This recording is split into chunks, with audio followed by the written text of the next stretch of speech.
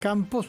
Y naturalmente el primer tema que le queremos plantear tiene que ver con el audio que se ha difundido en días pasados, en donde se escucharía una conversación entre el por entonces recién nombrado secretario general de la presidencia y el hoy conocido reo, que ha tenido una actividad de colusión con autoridades para la atribución de mercados públicos, el señor Samir Villaverde. Vamos por su reacción ante lo que ha escuchado y que ya no solamente conocía. Bueno, creo que lo primero, como todos los peruanos, de indignación, ¿no? Y creo que nos pone en el debate dos temas centrales, ¿no? Primero, por menos de lo que hemos escuchado, por menos de lo que se le ha atribuido al presidente Castillo, a otros expresidentes le ha ido mucho peor, ¿no? Entonces yo sí creo que hay un tema que hay que revisar. En primer lugar, esperar qué respuesta va a dar el fiscal de la Nación, si va a mantener el criterio de no investigar, porque cuando no investiga, una cosa es que no acuse penalmente, que es una instancia del proceso diferente y posterior. Cuando él no investiga, está consagrando niveles de impunidad. Las pruebas en el derecho en general tienen principios que organizan la obtención, que se obtengan bien, pero también de conservación. Porque si en este momento no existe una recuperación o una obtención de pruebas y no se conservan debidamente, de aquí a 4 años esas pruebas no van a tener. No es verdad que investigando al entorno se le investiga a él. Hay pruebas que él directamente debería responder y ciertamente creo que es fundamental establecer. Y en segundo lugar, creo que está claro que hay alguien que no está haciendo tampoco su tarea, que es la Procuraduría. Yo, como es público, yo soy abogado de Daniel Soria hasta ahora. Fue destituido, ¿no? Destituido, y ciertamente lo que tenemos hasta ahora, en este momento, es la única denuncia que puso el Procurador General del Estado es la que puso él. Y sin embargo hemos visto todos estos temas y no le pasa nada, ¿no? Entonces, creo que eso es un tema preocupante y la política tampoco está funcionando. Perdón, doctor Campos. Se preocupa de otras cosas, pero en este momento, por ejemplo, tenemos Zarratea 1, Daniel Soria, lo que ocurrió el 5 de abril, y sin embargo no se activan los juicios políticos. Y Puente Guayaga y otros mercados, ¿ah? Y sin embargo, Perú. Pero estos 3 casos son claras infracciones a la Constitución, ¿no? Que efectivamente debieron haberse implementado un juicio político respecto al presidente de la República. Doctor Campos, entonces, bueno, hay algunos sectores que están inclusive ya hablando de una nueva moción de vacancia presidencial a raíz de estos audios, y viene básicamente de Renovación Popular. Nos está diciendo usted que esta situación de los audios sí ameritaría o sí justificaría una nueva moción de vacancia desde el punto de vista constitucional. Yo sé que es un término, esto de la incapacidad moral permanente, muy difuso, que merece interpretaciones, pero desde su punto de vista, ¿se justificaría ya? Yo lo pongo de esta manera. Yo soy de los que siempre he opinado en contra de la vacancia, del cierre del Congreso y de toda aquella lectura que apasionadamente nos ponga para que, buscando un fin, no importa sacrifico los medios. Yo no creo en las democracias, los fines se justifican por el uso correcto de los medios. Pero puedo responder de esta manera. Por absolutamente menos de lo que estamos viendo, se evacuó un presidente. Eso creo que sería una respuesta. Sí. Ahora, usted mencionó que se podría hacer un juicio político. Explíquenos a qué se refiere exactamente como juicio político, en base a qué artículo constitucional quedaría legitimado en estas circunstancias y qué diferencia hay con la vacancia. Ya, lo que pasa es que en la Constitución, en el 117, dice que no se puede acusar al presidente durante su mandato. Y hay un sector que opina que eso incluye la acusación constitucional, que tiene 2 vertientes, juicio político y antejuicio político. El antejuicio es cuando se le acusan de delitos y juicio político es para infracción a la Constitución. Yo soy de los que opinan, en congruencia con la idea de que toda restricción a la justicia siempre se debe leer restrictivamente, que esa prohibición de acusación es en el ámbito penal, porque interpretar lo contrario sería comprender que la Constitución ha previsto que hay un funcionario que puede hacer lo que quiera, violarla durante su mandato y que no le pase nada. Lo que quiere decir entonces que usted cree que puede ser juzgado por infracción constitucional. Sí. De lo que he escuchado en este audio u otros, ¿en dónde queda caracterizada la infracción constitucional? Lo que yo creo que en el caso de lo que estamos escuchando sí se habilita la posibilidad de que el fiscal de la Nación inmediatamente autorice la investigación del presidente de la República. Los juicios políticos yo los estoy reservando a aquellos donde concretamente el presidente ha violado la Constitución, que es el caso de Zarratea cuando despachó, a pesar que Contraloría le había dicho que no lo haga, en Breña. 1. 2. Cuando destituye ilegalmente a Daniel Soria y nombra ilegalmente a una nueva procuradora. Y 3. Cuando establece, sin necesidad ni contexto, un estado de emergencia el 5 de abril que nos confinó. Para eso va el juicio político. Tres temas. Pero para este tema... ¿Injerencia en los ascensos de las Fuerzas Armadas? Eso también podría ser una infracción con la Constitución, en el sentido que él solo tiene competencia para proponer a generales. Y sin embargo su influencia trató de establecerse sobre coroneles. Entonces cuando él hace una competencia que no tiene, también es una infracción a la Constitución. Pero lo que estamos viendo es vulgar delito. Y ese delito, que lo comete a su vez antes de ser presidente de la República, lo pone en una posición complicada, pero que mínimamente Pablo Sánchez debiera investigarlo, creo que eso no tenga duda, porque en realidad, insisto, está consagrando materialmente impunidad. Él está en este momento consagrando impunidad cuando no hace actos de investigación directamente con el presidente. Pero no se ha pronunciado todavía él, porque la no investigación fue una decisión tomada por su predecesora, Zoraida Ábalos, que ya salió. Veamos ahora, esperemos ahora que el nuevo fiscal de la Nación, Pablo Sánchez, que ya lo había sido antes, tome una posición sobre esto, ¿no? Creo que no se ha pronunciado aún, ¿o sí? No, pero claro, siempre Zoraida Ábalos decía que era una posición institucional. Esperemos que la revise, porque creo que en realidad lo que estamos viendo es de una villanía ínfima, ¿no? O sea, creo que ya eso con lo que estamos verificando, con circunstancias complementarias que se han señalado, una investigación, nadie le está diciendo que lo acuse, investíguelo, obtenga la prueba, consérvela debidamente para que cuando ocurra la circunstancia, si es que antes no lo inhabilitan en un juicio político, lo investiguen, pero con pruebas que en el tiempo se pierden.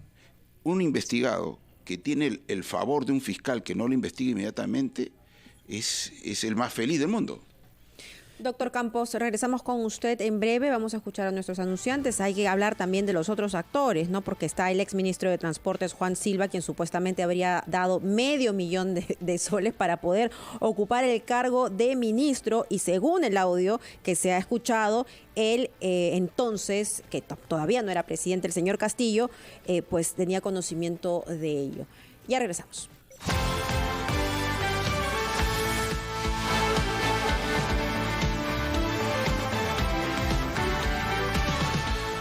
Bueno, seguimos en ampliación de noticias, 9:21 de la mañana. Estamos aquí en los estudios de RPP con el abogado constitucionalista Joseph Campos. Y, doctor, yo quiero referirme al caso de la vicepresidenta Dina Boluarte. Ayer se han presentado 2 denuncias constitucionales por violación de artículos de la Carta Magna, entre ellos básicamente por gestionar documentos como parte de la directiva de un club departamental.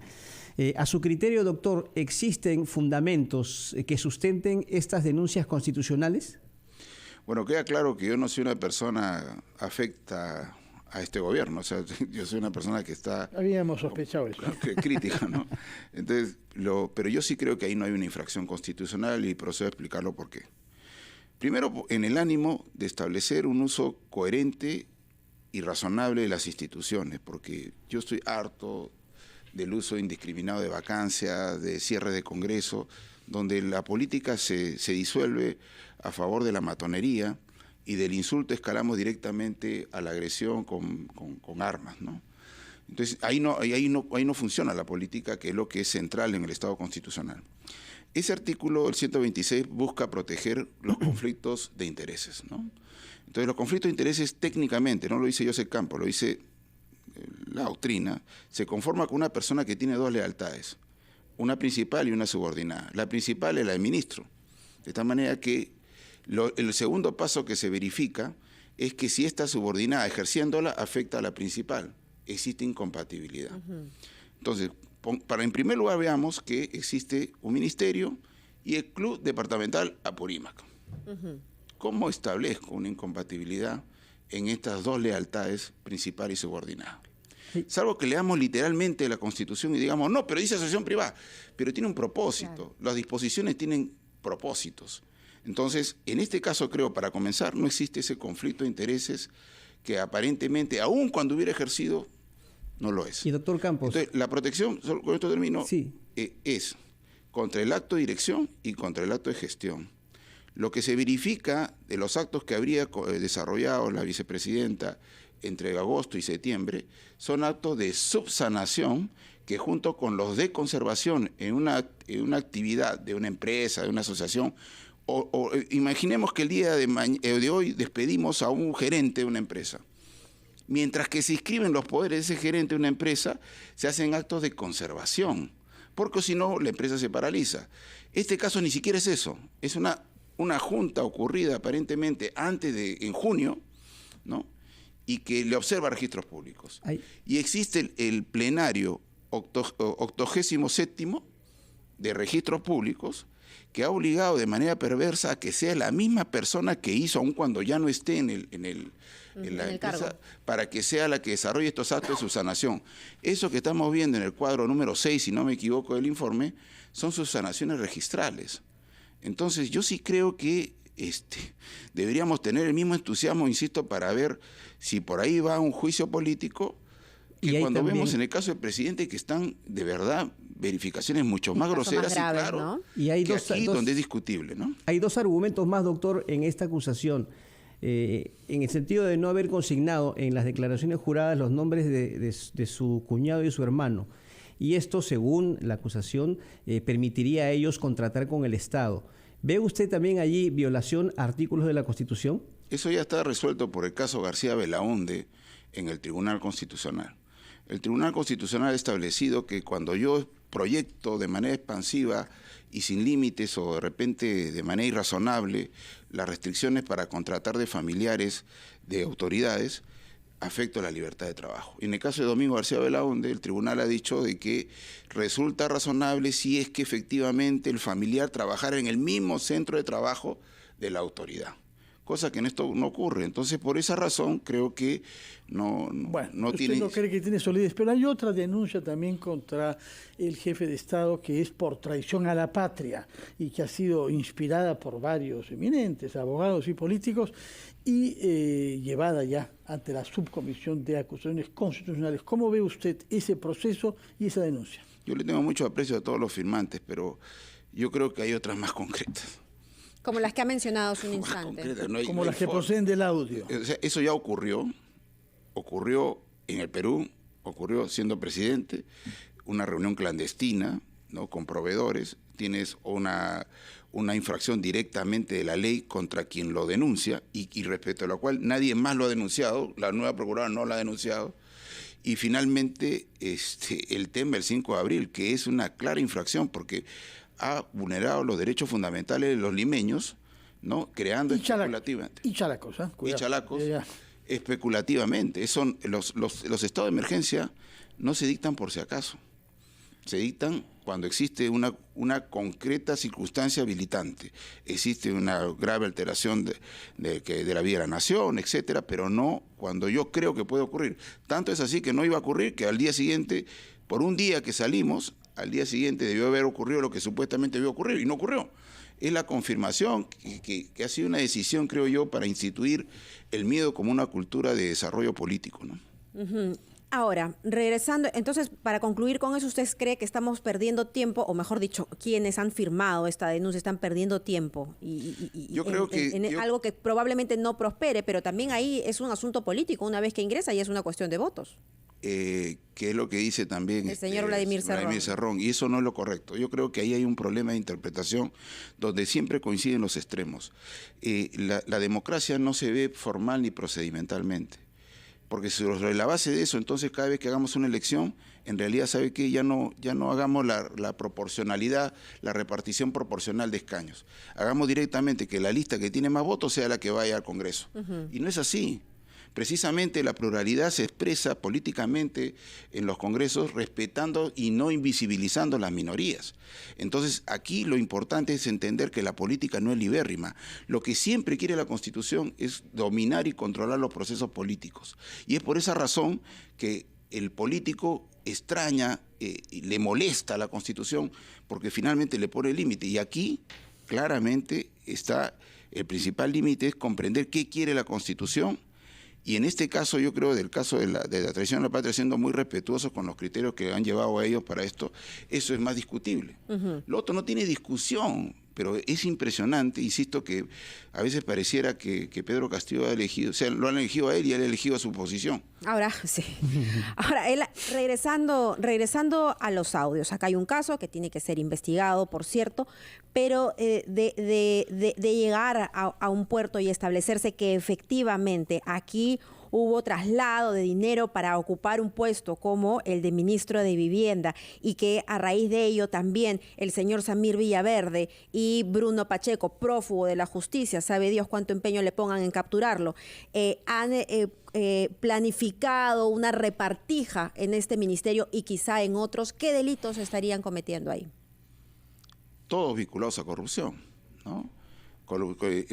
Ya colusión, pero, a ver, comprendamos lo primero. Quisiera darle el mensaje de repente, como me imagino debe estar escuchando, el señor Pacheco debería cuidarse, ¿no? ¿Por qué lo dice? No solamente es un problema evidente después de estos audios, es un problema para diversas personas, en particular para el presidente de la República, de tal manera que si tiene un recaudo que le provee de alguna manera gente vinculada al gobierno, habría que tener mucho cuidado él de su seguridad, ¿no? ¿Tiene el señor Samir Villaverde entonces razón en temer por su seguridad, inclusive dentro del penal? Quizás él haya... Yo de verdad le escucho a medias a Villaverde porque realmente es una persona que se ha descalificado, no solo ahora, sino antes, con su trayectoria de vida. No lo conozco a Bruno Pacheco, pero lo que se están saliendo los audios tiene una entidad completamente diferente a lo que denuncia Villaverde. ¿Cree efectivamente que Pacheco ha sido amenazado?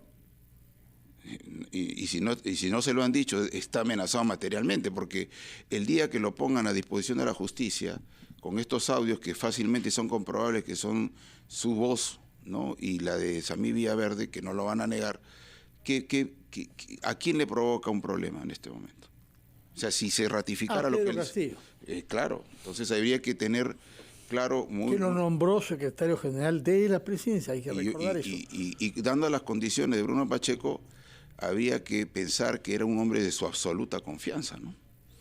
Muy bien. Joseph Campos, abogado constitucionalista, dándonos más luces del momento en que estamos viviendo. Graves acusaciones, los audios sin duda escandalosos que dan para una investigación seria y el pedido para que el fiscal de la Nación incluye en la investigación al mismísimo presidente de la República, tal como opina también o como ha sugerido el fiscal Vela. Son las 9:31, escuchamos los titulares y volvemos.